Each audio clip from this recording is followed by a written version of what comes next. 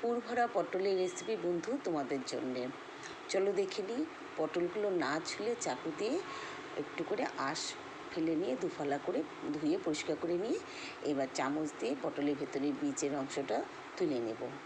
তারপরে দুটো লঙ্কা দিয়ে অল্প জল দিয়ে মিক্সিতে বেটে নেব। বাটা হয়ে গেল। এবার কড়াই বসিয়ে দিলাম, তেল গরম করে অল্প তেল দেবো, ওই বেটে রাখা অংশটা দিয়ে দিলাম আর দিয়ে দিলাম এর মধ্যে ছানা, পরিমাণ মতো নুন, হলুদ আর 1.5 চামচের মতন সর্ষে পোস্ত বাটা দিয়ে ভালো করে নাড়াচাড়া করে কষিয়ে নেব। নামানোর আগে একটু ময়দা দিয়ে নামিয়ে নেব।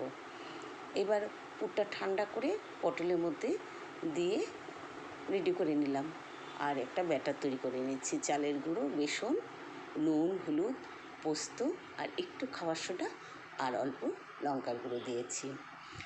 তো ব্যাটারটা খুব পাতলা হবে না, খুব ঘন হবে না, এইভাবে তৈরি করে নিও যেমন দেখাচ্ছি। এবার কড়াই বসিয়ে দিলাম, কড়াই গরম করে সাদা তেল দিয়ে দিলাম বেশ খানিকটা, এটা সর্ষের তেলেও ভাজা যাবে। তো পটলগুলো এক এক করে ব্যাটারে ডুবিয়ে ডুবিয়ে ভাজতে দিয়ে দিলাম। আঁচ একেবারে কম দিয়ে লাল লাল করে ভেজে তুলতে হবে, বেশি আঁচে ভাজলে পটলটা কিন্তু সেদ্ধ হবে না। তো বন্ধুরা, তোমরা এইভাবে তৈরি করে খাও আর আমার সঙ্গে থাকো নতুন নতুন রেসিপি দেখার জন্যে।